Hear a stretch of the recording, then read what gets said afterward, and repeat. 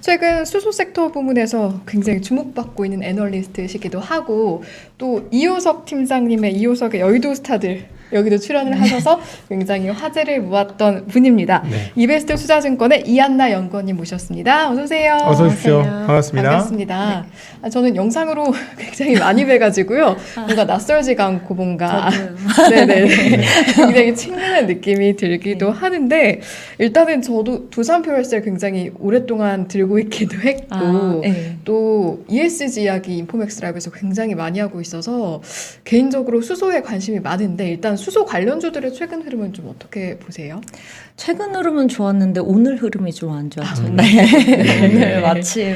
근데 사실 뭐 오늘 전반적으로 좀 안 좋았다라기보다는 제가 좀 탑픽으로 꼽았던 효성 첨단 소재하고 코오롱 인더가 있었어요. 크게 이제 빠졌죠 오늘. 네. 네, 그렇게 있었는데 크게 빠진 이유는 사실 최근에 굉장히 급등을 좀 많이 했다 많이 보니까 했어요. 네. 외국인 쪽에서 프로그램으로 매도세가 좀 나왔어요. 그러니까 프로그램 매도세가 좀 나온 거라서 네. 그 정도 그냥 빠졌다라고 보시면 좋을 것 같고 네. 그래서 사실 이게 최근에 급등한 종목 위주로 좀 이렇게 프로그램 매도세 때문에 좀 빠지고 나머지 종목들은 그냥 플랫하게 잘 갔던 네. 그런 시장이었던 것 같습니다. 네.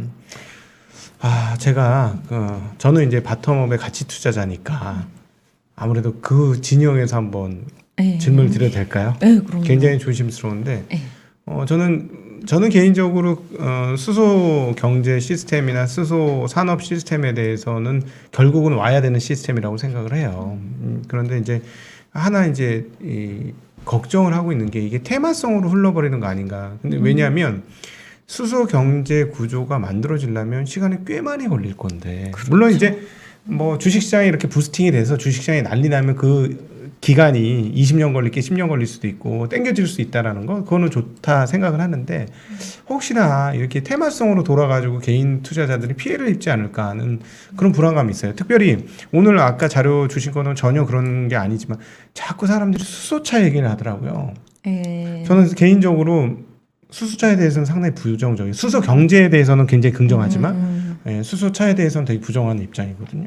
그래서 저는 걱정이 많이 돼요, 사실. 저는 굉장히 수소를 가치 투자적으로 접근한 케이스예요. 그래서 네. 제가 탑픽이 진짜 없어요. 그러니까 네. 그러니까 사실 제가 탑픽이 대놓고 효성 첨단 소재거든요. 네. 이게 제가 수소를 봤을 때, 그러니까 초기 전기차 시장 같은 느낌이면서 네. 이게 정말 자칫 잘못하면, 그러니까 물론 바이오주하고 비교하기가 되게 애매해요. 왜냐면 바이오는 말 그대로 미래가 안 보이는 상태에서 그렇죠. 이거 하는 부분이 있고 수소 같은 경우에는 그래도 방향성은 보이는데 네.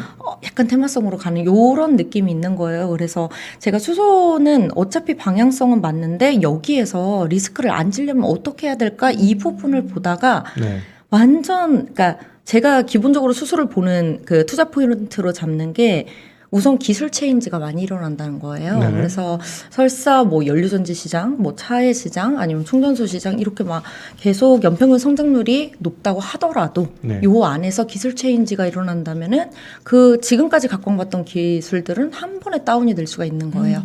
그렇게 되면 리스크가 커지겠죠. 그래서 기술 체인지가 일어나지 않으면서 진입 장벽이 높고 향후에 바뀌지 않을 만한 이런 소재를 보다 보니까 기업이 완전 원초적인 그래서 수소 저장 쪽을 제일 좋아하는 거예요. 그러니까 다른 업태나 업종들은 시간이 가면 이게 변화되면서 진보하면서 바뀔 수가 있는데 수소는 딱 정해져 있다 이거죠. 지금이나 미래나.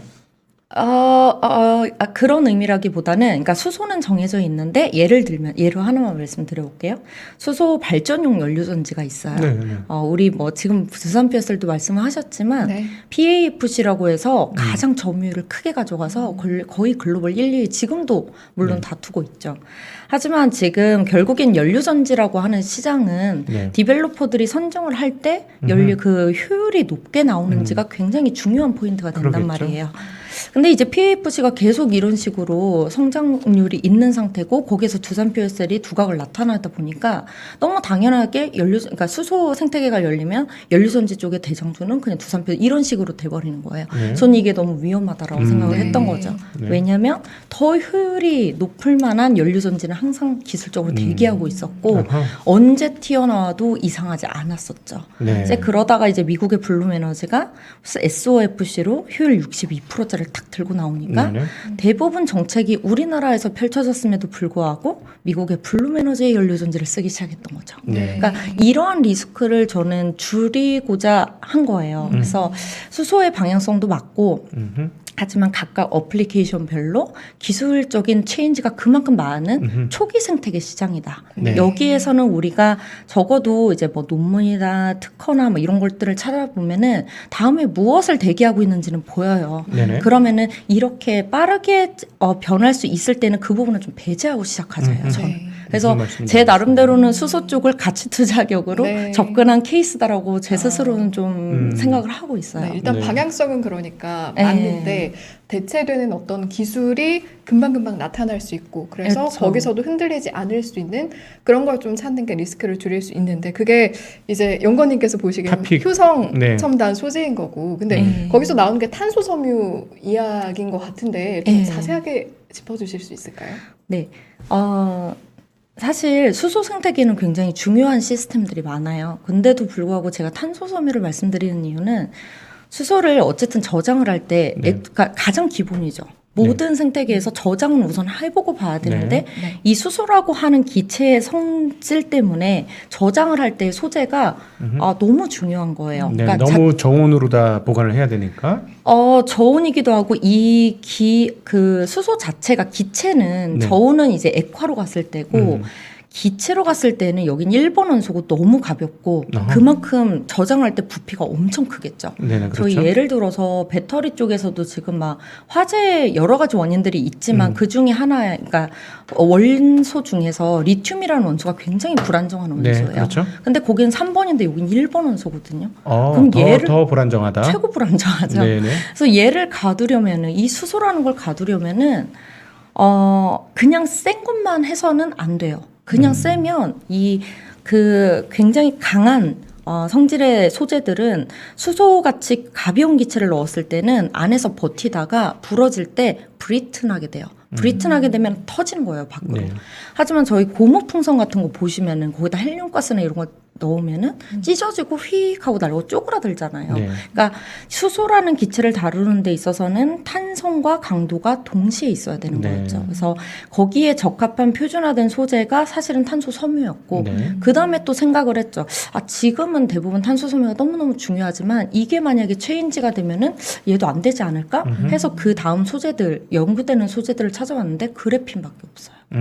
그래서 완전 기초적인 네. 초기 수소 생태계에서는 어쨌든 저장은 어디든지 필요하고 네. 그 중에서 소재는 그래핀 아니면 바뀌지를 않겠네. 네. 그렇게 하면 여긴 적어도 리스크가 적겠다. 이렇게 판단을 한 거였고 네. 그 다음에 이제는 수소 쪽 산업을 보기 시작했죠. 네. 생각보다 경쟁사가 많다든지 음.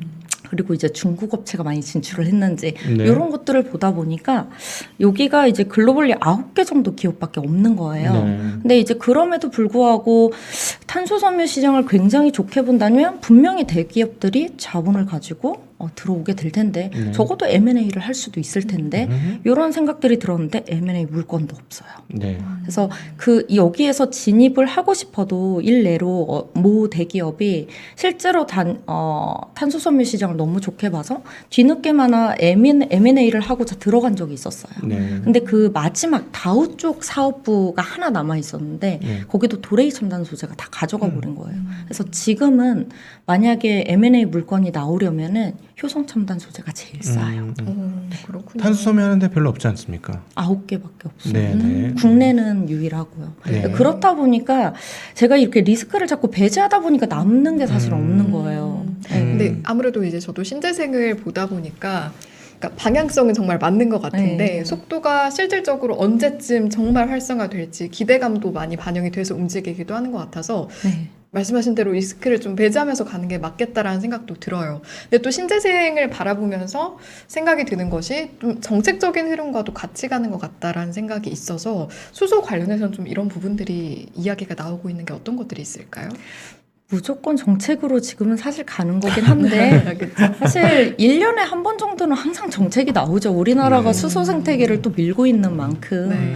그래서 사실 정책적으로 좀 보시면 우리나라가 그러니까 예를 들어서 이 수소 연료전지 차 네. 그리고 수소 발전용 연료전지 이런 쪽에서 프로젝트가 나왔다. 우리나라에서 정책이 40에서 50%가 나와요. 네. 보급도 다 우리나라에서요.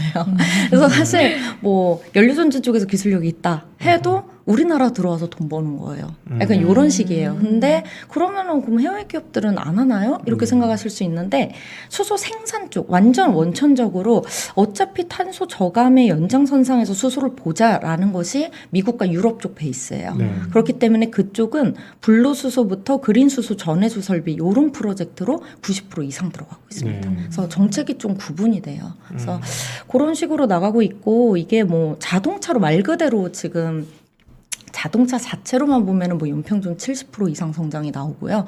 전망으로 치면은 연료전지 쪽은 뭐 20% 이상 성장 나오고 뭐 이런 식으로 돼요. 이제 우리나라에서 이제 보급 정책이라든지 해외 보급 정책 평균을 내면 그러면은 그냥 전부 다 어플리케이션별로 그냥 평균으로 내면 연평균 성장률이 한 50% 이상은 나와요.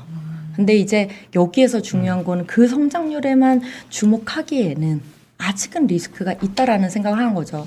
아니 이 얘기하면 저 엄청 욕먹을 텐데 왜요? 규모가 아예 거의 없는 상태에서의 성장률이잖아요. 자동차는. 그렇죠. 네. 그건 사실 의미가 없다는 거예요. 저는 그래서 저는 너무 걱정되는 거예요. 자꾸 수소 얘기. 그러니까 수소 발전 시스템이라든가 수소 신재생과 연결해서 아까 말씀했던 사실은 지금 중요한 건 어떻게 싼 가격에 수소를 만들 수 있느냐가 훨씬 더 기초적이고 원천적이고 꼭 필요한 기술인데 그걸 가지고 뭘 할 것만 지금 하고 있는데 이것까지는 시간이 너무 많이 남지 않았느냐라는 걱정이 있는 거거든요. 사실은 뭐 탱크는 그래도 금방 쓸 수 있을 것 같아요. 탱크는 네. 사실 뭐 차에도 들어가고요. 충전소에도 두통. 그러니까 제가 이 용기 자체를 좋아하는 이유는 만약에 정책이 나왔어요. 네. 그럼 분명히 나오는 게 충전소, 연료전지, 그렇죠. 차 뭐 이런 거 나올 거 아니에요. 그럼 통은 그게 쫙 생태계가 나오면 네. 충전소에 2통 들어가고 자동차에 2통 들어가고 네. 뭐 튜브 트레일러를 기체 운반해 줘야 되니까 충전소 세워놓고 수소 운반 안 할 수 없잖아요. 그렇죠. 그러니까 튜브 트레일러 트럭 한 통에 5-6대씩 들어가니까 그냥 뚝뚝뚝뚝 찍혀요. 그리고 그런데도 불구하고 그 용기 만드는 기업을 또 제가 말씀드릴 수도 있는데 기술 장벽 낮은 건 저는 의미가 하나도 없다라고 생각을 해요. 그래서 통 만드는 것 자체는 기술 장벽이 낮아서 네. 각 국가별로 지역별로 충분히 경쟁사가 나올 수 있어요. 그래서 그런데 그래서 그 안에 있는 소재를 저는 집중을 한 네. 거죠. 그래서 우선 그게 첫 번째고 두 번째로 지금 수소 생산 쪽도 지금 말씀을 하셨는데 수소 생산 쪽 같은 경우에는 아직 멀었죠. 물론 그린 수소로 가야 가장 의미가 있는 거고 미국이나 유럽 차원에서는 그래도 탄소 저감의 측면에서 봤을 때 그린 수소보다도 이산화탄소 60% 정도 감축할 수 있으면 블루 수소부터도 가보자. 네. 이렇게 해서 뭐 CCS 프로젝트부터 해서 막 시작이 되는 거예요. 되게 멀긴 먼데 제가 수소 생산 기술을 뭐 사실 이번 뼛속 시리즈 5편에서 쓴 이유는 가장 기초적이기도 하지만 네. 수소 그린 수소 수전의 수소의 시스템은요. 연료전지 발전소와 차에 들어가는 연료전지까지 다 똑같은 시스템으로 들어갑니다. 네. 그래서 이쪽에 대한 몇 가지, 그러니까 물론 다 겹치지는 않지만 몇 가지 기술력을 가지고 있다면 단순히 그냥 수소 생산 쪽에만 쓰이는 게 아니고 요토커를 가지고 발전용 연료전지로도 뻗칠 수가 있고 차로도 뻗칠 수가 있고 여러 가지가 연결이 되는 거죠. 밸류체인이 똑같다는 얘기죠. 예, 그렇죠. 네. 그래서 시스템이 그러니까 보시면은 수전의 수소 하면은 뭐 PEM-EC 조금 요 자료도 보면 PEM-EC 막 이렇게 써 있는데 뭐 예를 들어서 플러그 파워라든지 우리 현대차 넥소 안에 들어가는 연료전지 그 시스템 구조도 PEM 구조예요. 그래서 PEM-FC 이런 식으로만 사용이 되는 거예요. 그래서 이게 생태계가 어차피 겹치기 때문에 우리나라에서 하고 싶은 거는 어찌 보면 어플리케이션을 우선 장악을 한 다음에 그 안에 있는 소재들, 원천 소재들에 대한 핵심 기술이 해외에 있으니 이렇게 긴 장기간의 시간 동안 우리가 수소 경제로 어차피 가야 된다면 하나하나 국산화를 해내고 기술 이전을 받고 이런 움직임들이 지금 일어나고 있다라고 보시면 네. 좋겠죠. 우리 혹시 시청자분들 중에 모르시는 분들을 위해서 그 수소를 만드는 지금 그린 수소 뭐 이렇게 몇 가지 네. 말씀해 주실 그거 간단하게 잠깐 죄송한데 네. 너무 쉬운 걸 여쭤봐서 아닙니다. 그거 한번 설명해 주시면 절대 쉬운 게 아니고요. 우선은 수소는 크게 세 가지로 나눌 수가 있어요. 말 그대로 제가 이제 정유화학 애널리스트인데 그러면은 이제 화학 공정에서 이제 부생으로 정말 쓰레기 수소로 나오는 것이 바로 부생 수소라고 하는 거고요. 요건 이제는 탄소 덩어리의 수소기 때문에 그레이 수소 부분으로 들어가요. 다만 지금 부생수소 같은 경우는 우리나라에서 많이 사용하고 있는 수소 생산 방법이고 네. 글로벌리 봤을 때 미국에서 가장 생산을 많이 하는 방법은 천연가스를 가지고 개질해서 만드는 수소의 방법이에요. 우리가 좀 쉽게 이야기하면 화석연료 가지고 열분해하는 방식이라고도 네. 하거든요. 그 천연가스 개질법이 미국에서는 95% 이상 네. 그레이 수소로 생산이 돼요. 그래서 그레이 수소도 이렇게 두 가지 방법으로 지금 가고 있고 여기에 이제 블루 수소라고 하는 거는 말 그대로 좀 푸르러졌잖아요. 그러니까 이산화탄소가 좀 감축이 됐구나 이렇게 보시면 돼요. 근데 왜 블루 수소가 그레이 수소에다가 사실 탄소 포집 설비를 단 거예요. 근데 여기에서 왜 탄소 포집만 꼭 해야지 블루 수소인가? 이렇게 네. 생각하실 수 있는데 그것밖에 없어요. 이유는 석유화학, 철강, 시멘트, 정유 공정에서 이산화탄소를 감축해서 나오는 수소여야 되는데 그러니까. 방법이 이산화탄소 포집하는 방법밖에 포집. 없어서 그러는 거예요. 그래서 그레이 수소의 탄소 포집 설비를 단 게 블루 수소인데 네. 물론 그레이 수소는 부생수소도 있고 천연가스 개질법도 있는데 둘 중에서 천연가스 개질법을 사용을 해요. 네, 워낙 그 물량으로 기준으로 맞아요. 보면은 거기서 앞서 부생으로 나오는 거는 너무 규모가 미미한 거잖아요. 맞아요. 네. 그리고 이제 생산 효율이라고 해서 실제로 이제 폐가스로 나가고 남는 수소들의 양의 그 효율 자체가 50% 미만이에요. 그래서 저희가 사실 수소 생산 단가를 낮추고 싶으면 애초에 나오는 수소의 양이 많아야 한 번 그렇죠. 돌릴 때 나오는 수소의 양이 많아야 생산 단가를 낮출 수가 있잖아요. 그런 측면에서는 천연가스를 가지고 수증기 메탄 개질법을 사용을 했을 때가 사실은 수소의 양이 제일 많이 나옵니다. 그런 것 때문에 사실 불로수소하고 연계된 걸 보면 천연가스 개질과 탄소 포집이 같이 들어간다고 보시면 돼요. 네. 마지막으로 이제 그린 수소인데 우리가 이제 최종적으로 가고 싶은 수소 생태계겠죠. 그래서 이 부분은 말 그대로 굉장히 청정한 수소이기 때문에 물을 전기 분해하는 방식을 사용을 합니다. 물론 여러 가지 방식들이 많은데 네. 지금 가장 그나마 수소의 양이 많이 나오는 게 물 전기 분해 방식이어서 지금 이쪽으로 시스템을 계속 연구를 하는 중이다라고 네. 보시면 될 것 네. 같습니다. 지금 그레이 수소, 블루 수소, 그린 수소 설명을 기본적으로 해주셨으니까 지금 가져오시면 자료들의 생산 비용이라든지 에너지 밀도 이런 것들 정리해 놓으셨거든요. 투자 포인트 포함해서 한번 짚어주실 수 있을까요? 네, 지금 수소 생산 쪽 보시면은 지금 가격에서도 느껴지시겠지만 지금 그레이 수소하고 블루 수소까지는 그래도 어떻게 해볼 만해요. 네. 근데 지금 그린 수소까지 가면은 이 수전의 수소 같은 경우에는 시스템 가격이 왜냐하면 이게 물을 전기 분해해서 네. 나오는 수소에서 이제 열 발생될 때문에 손실이 너무 많이 생기다 네. 보니까 다른 것들 대비 효율이 많이 떨어져요. 그래서 시스템 연구가 많이 필요한데 지금 그린 수소로 가게 되면 여기 한 블루 수소 가격의 3배 정도 높다라고 보시면 돼요. 지금 2.5에서 4.5 이것도 그나마 낮게 잡아놓은 거예요. 그래서 사실은 이렇게 큰 차이가 남에도 불구하고 제가 이제 수전의 수소 쪽에서 PEM 시스템을 주목을 하자라고 말씀드린 이유는 뭐냐면요. 아까 전에 제가 없어지는 기술 되게 싫어한다고 말씀드렸잖아요. 그래서 이 수전의 수소 시스템과 발전용 연료전지 시스템은 다 연결이 돼요. 네. 그런데 그러면 발전용 연료전지 쪽은 지금 PEM보다는 SOFC가 더 주목을 받고 있기 때문에 체인지가 일어난다고 한다면 수전의 수소도 사실은 PEM 방법 대신에 뭐 SOEC 방법을 사용을 한다. 그냥 이게 개괄적으로 보시면 그렇게 사용한다고 하면 얼마든지 바뀔 수 있는데 우리 차 안에 들어가는 연료전지는 이 시스템밖에 못 쓰여요. 소형화시킬 수 있는 시스템이 요거기 때문에 이 PEM 방법이기 때문에 수전의 수소 쪽에서도 PEM 시스템을 하나 가지고 있으면 가장 원천 기술을 가지고 있는 거고 이걸 가지고 연료전지부터 차에는 무조건 들어간다. 네. 그러면 이 시스템은 절대 없어지지는 않을 시스템인 거죠. 그래서 저는 그린 수소 쪽에는 PEM 쪽에서 아예 전체적인 시스템을 보든지 아니면 안에 들어가는 소재들을 보든지 이렇게 보고 있고요. 하고요. 그 바로 전 단계인 블루수소 같은 경우에는 앞서서 말씀드렸듯이 천연가스 수요가 동시에 같이 올라갈 수밖에 없어요. 그래서 천연가스 플러스 이제 탄소 포집 쪽에서는 탄소 포집을 한다는 거의 기술적인 핵심은 사실 흡수제에 있어요. 그래서 그 흡수제 기술 쪽을 이제 같이 보실 필요가 있다. 네. 이렇게 정리를 해드릴 수 있을 것 같습니다. 혹시 아까 블루수소의 만드는 가격하고 전기 가격하고 비교한 게 혹시 있을까요? 여기에는 지금 없는데요. 네. 그냥 전기와 블루수소 혹시 말씀하시는 네, 블루수소요. 건가요? 아, 블루수소 쪽으로 네. 그냥 이 정도 생각하시면 될 것 같아요. 그냥 킬로와트당 몇 원 이런 네, 식으로 그러니까요. 이제 우리나라에서 한 걸로 좀 말씀드리면은 전기 쪽 같은 경우에는 뭐 킬로와트당 한 지금 70에서 80원 정도 된다고 보시면 되고요. 네. 지금 블루수소 같은 경우에도 그래도 좀 비싸요. 당연히 비싸서 비싸겠죠. 110원, 120원 정도 110원. 하고 생각보다는 안 비쌉니다. 그린 수소는 네. 그린 수소도 어찌 조금 낮게 평가를 해서 240원, 한 260원 정도로 지금 미국이나 유럽 쪽에서 가장 저렴하게 생산한 거로는 그 정도 되고 있습니다. 알겠습니다. 이 가격이 전기하고 붙으면 본격적으로 수소 시대가 열리는 거죠. 그렇게 볼 수가 있겠죠. 네.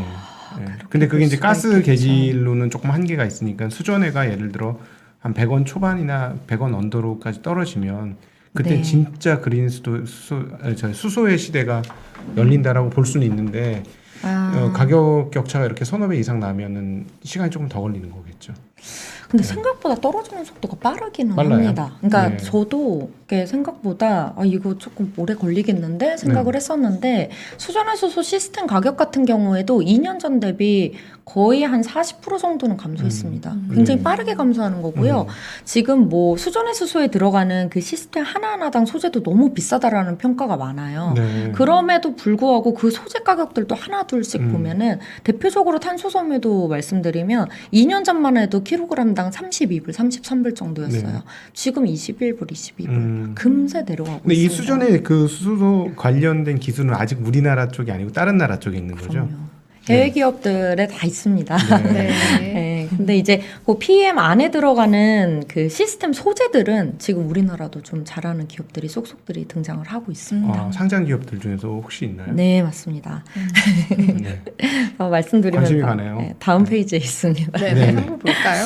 네, PMEC라고 되어 있긴 한데 이게 아까 말씀드렸듯이 PMFC 구조하고 다 이제 같은 라인이다라고 보시면 될 것 같고요.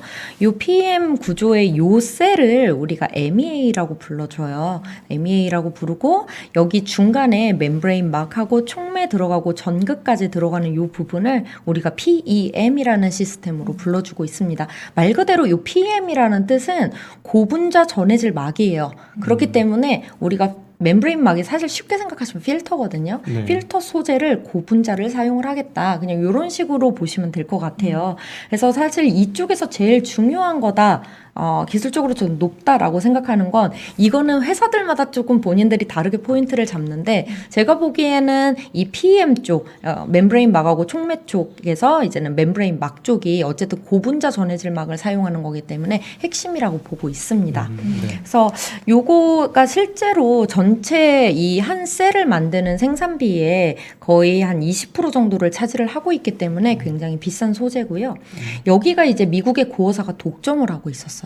근데 우리나라의 상하프론테크가 지금 테스트를 통과를 한 다음에 이쪽을 이제 올해 6월부터 넥소 쪽으로 양산에 들어갔습니다. 그래서 사실 이게 되게 중요한 게 그냥 단순히 PEM 시스템을 만드는 기업이 있고 요 PM 안에서 본인들의 요 멤브레인 막 필터를 넣어서 PM을 만드는 기업들이 있어요. 그러면은 이 기술을 가지고 들어간 기업을 자체 기술을 가지고 있는 기업이라고 부를 수 있는데 그 기업은 지금 글로벌리 봤을 때 한 2개 정도밖에 없고 이어서 상하프론테크가 등장을 한 거라고 보시면 됩니다. 네. 그거는 우리가 고어텍스로 유명한 바로 그 그거죠? 네, 맞습니다. 네, 네. 비상장입니다. 네. 알겠습니다. 투자 포인트를 저희가 앞서 생산기술 투자 포인트 짚어주셨었고 저장이나 뭐 이런 이야기도 저희가 하긴 했습니다만 수소 저장 운송 방식 이런 부분에 있어서의 투자 포인트도 있을까요? 그렇죠.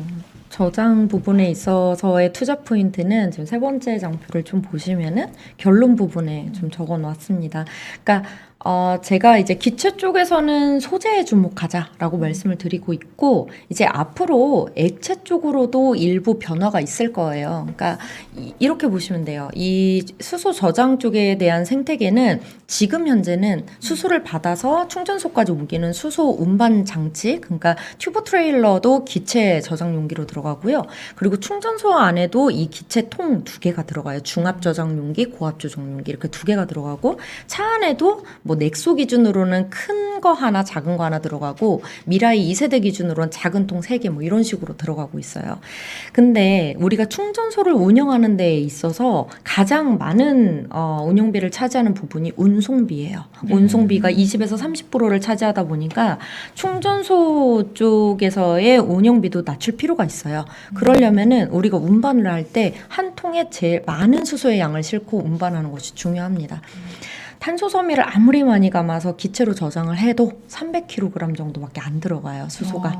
근데 액체로 하게 되면 4,200kg까지 들어갑니다. 그렇기 때문에 조금은 더 장기적이긴 하겠지만 튜브 트레일러는 아마도 액화수소 탱크로 바뀔 것이다. 이렇게 보시면 될 것 같고요. 그럼 액화수소 충전소는 어떻게 되느냐? 충전소가 차에는 무조건 기체로밖에 못 들어가요. 이유는요. 우선은 연료전지에 들어가는 수소는 기체여야 돼요. 그러면은 차 안에 액체를 넣고 다니면 기화 시스템이 하나 더 들어가야 돼서 액체도 무겁고 기화 시스템도 무거워요. 그리고 기화 시스템이 들어간다는 소리는 열이 굉장히 많이 난다는 뜻이에요. 차 안에서 열이 그렇게 많이 발생하면 배출할 곳이 없잖아요. 그래서 항상 기체로 들어갑니다, 차는. 그리고 그렇기 때문에 충전소 안에 지금 들어가는 중압, 고압 용기에 대한 기체 용기들은 여전히 액체 충전소에 있을 때도 들어가게 되고요. 다만 액체 충전소에는 액화 탱크롤이 저장 탱크에다가 기화 시스템만 하나 추가되는 거라고 보시면 됩니다. 그래서 이렇게 두 가지 시스템으로 가는데, 수소 기체는 그만큼 다루기가 어렵기 때문에, 액체도 어렵긴 한데요. 이 그러니까 기체 다루는 소재는 특별해야 돼요. 그렇기 때문에 이제는 소재 쪽을 주목하자라고 말씀드리고 있는 거고, 액체 같은 경우에는 소재는 되게 단순해요. 사실 저희 뭐 LNG 뭐 이런 것도 보시면은 연료입 막아주려고 보냉제 같은 거 넣는데, 여기는 더 극심해요. 그 부분이. 그래서 연료입에 엄청 약해서 다 날아가 버리기 때문에 연료입을 막아주기 위해서 우선은 안에 조그만한 통이 들어가는데 그건 스테인리스 강을 사용을 하고 거기 위에 단열재를 엄청 크게 넣어요. 그래서 단열재는 알루미늄 합금이 사용이 되기 때문에 소재보다는 용기 전체, 연료입을 얼마나 열 차단을 잘 시켜주는 시스템을 구축하느냐, 이 저장 용기 기업에 오히려 주목을 하셔야 됩니다. 네. 알겠습니다. 야, 근데 아무리 봐도 이거는 신재생 에너지하고 붙여가지고 발전용 쪽으로 가는 게 길이 맞지 않을까 하는 생각이 자꾸 저는 드네요. 죄송하게도. 우선 당장 저는 차는 그게 나중 생태계라고 항상 말씀을 드리고 있고, 그러니까 저는 어떤 생태계를 떠나서 저는 굉장히 투자 포인트 심플합니다. 왜냐하면 전기차 초기 시장처럼 수소 초기 시장이고, 사실 잘못하면은 거품이 낄 수도 있고 리스크도 많을 수도 있고, 그런데 1년에 한 번씩 정책은 나오고 이렇게 되면은 그냥 여기에서 리스크 안 안고 계속 숫자 찍힐 만한 당장 그 기업이 제일 낫다. 그냥 이렇게 보는 차원인 거고요. 제가 뭐 당장 연료전지가 먼저 될 거고 차가 먼저 될 거고 이런 예상하는 것 자체를 별로 안 좋아해요, 저는. 그래서 차는 물론 제 머릿속에는 차는 더 뒤고 연료전지 이제 먼저 가고 하겠지만 어차피 생태계 안에서 기술적인 부분들은 다 겹치기 때문에 그 안에서 핵심 기술이 되는 그런 소재 부분을 좀 많이 주목을 하고 있습니다. 소재 시장은 확실하게 커질 수 있겠죠. 유럽 같은 경우는 신재생 에너지도 워낙 많이 하고 있고, 그다음에 ESG에 대한 열풍도 가속화되고 있고 하니까 수소 발전과 신재생 발전과 수소로 ESS 비슷하게 이렇게 축적하고자 하는 욕망은 굉장히 많을 것 같으니 거기에 따른 소재를 해주는 그 소재 시장들은 계속해서 성장할 가능성이 있다. 네, 이렇게 그렇게 말씀하시는 보고 거예요. 있습니다. 수소 쪽의 소재 시장도 그렇고, 또 이렇게 수소 쪽을 보다 보면 제가 약간 주제에서 빗나가는 얘기를 조금 하나 해드리자면, 제가 이제 뼛속 시리즈 자료를 이제 엄청 많이 썼어요. 수소 말고도 배터리도 쓰고 태양광도 쓰고 많이 썼는데, 진짜 알루미늄이 많이 쓰입니다. 네. 굉장히 아이러니. 지금도 어. 에코 쪽도 보면 단열재 다 알루미늄 합금 들어가는 거고 음흠. 태양광, 전극, 배터리, 전극 전부 다 알루미늄인 네. 거예요. 그래서 제 섹터는 아니지만 이런 식으로까지 조금 폭을 넓혀서 접근을 하면은 훨씬 더 좋지 않을까 네. 이렇게는 보고 있습니다. 네. 갑자기 또 비가 뜨이는 사실 지금 에너지 대전환의 시대가 시작이 된 거잖아요. 맞습니다. 근데 그거를 에너지 이제 저장이 이제 바뀌면서 에너지 전환이 이루어지고 있는 건데 그렇게 보면은 말씀하신 대로 소재 중에서 뭐가 쓸 것이냐고 양극재는 이미 터졌고 한국에서 뭐 미친 듯이 지금 터지고 있고 근데 말씀하셨는데 의외로 알루미늄 소재가 정말 고루고루 다 많이 쓰인다. 네. 네. 사실 알루미늄 가격도 최근에 많이 오르고 있지 않습니까? 네네. 그것과 관련된 기업들이 벌써 시세를 한번 내기는 했었죠. 그렇죠. 네. 그렇죠. 그래서 근데 이게 참 그 아이러니한 거죠. 산소를 줄이기 위해서 탄소가 더 많이 나오는. 그렇죠. 지금 알루미늄 수소는 많이 그런 거죠. 써요. 네, 네. 맞아요. 그러니까 탄소를 줄이려고 하는데 탄소가 더 많이 나오는 상황이라서 좀 애매한데 어찌되었건 기술이 발전이 되어서 탄소를 덜 낼 수 있으면은 뭐 맞습니다. 분명히 방향성은 맞을 것이다. 그렇죠. 네. 어쨌든 저희가 이야기를 하면서 수소차는 아직 먼 이야기다 이런 말을 계속해서 하게 되는 부분이 있는데 그래도 어느 정도 기반이 되어야 하는 것들이 갖춰진다면 뭐 좋아하신 질문 아니라고 했습니다만 전기차와 수소차를 놓고 봤을 때 미래에는 어떤 것이 또 좀 더 약간 괜찮을지 비전이 있다고 보시는지.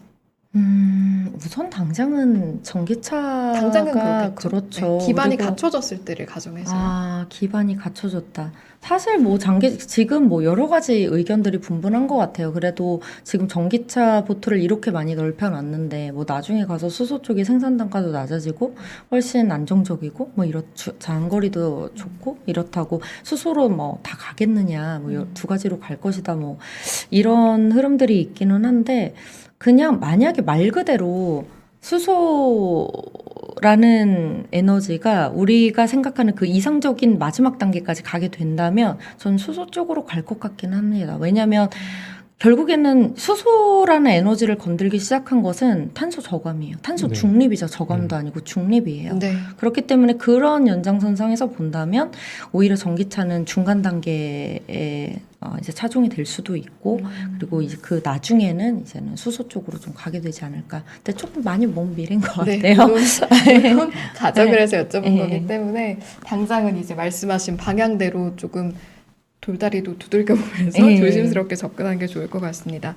혹시 더 질문하실 내용 있으실까요? 저는 이제 좀 반대 입장이라서 반대 입장도 질문하셔도 자동차에 있어서는 특별히 네. 우리가 사용하게 될 음. 큰 차 말고 작은 차들은 이미 게임이 끝난 것 같습니다. 어. 왜냐하면 어제 그 발표된 8월달 2차 전지 그 생산량을 보니까 이제 게임이 끝나가는구나. 이제는 곧 수소차 관련 얘기가 들어가겠구나까지 저는 생각이 드는데 왜냐하면 한 달에 25기가가 만들어졌어요. 그러니까 맞습니다. 네. 25기가 만들어졌으니까 계산을 해보니까 이제 연 300기가고 근데 성장률이 120%씩 나와요. 그러면 2025년에 제가 머릿속으로 이렇게 곰곰이 계산해서 그려보니까 1000기가에서 1500기가가 만들어지는데 그러면 자동차 판매 대수로 2천만 대예요. 네. 근데 지금 현재 수소는 판매되는 게 100대, 200대, 300대 팔려요. 미국에서.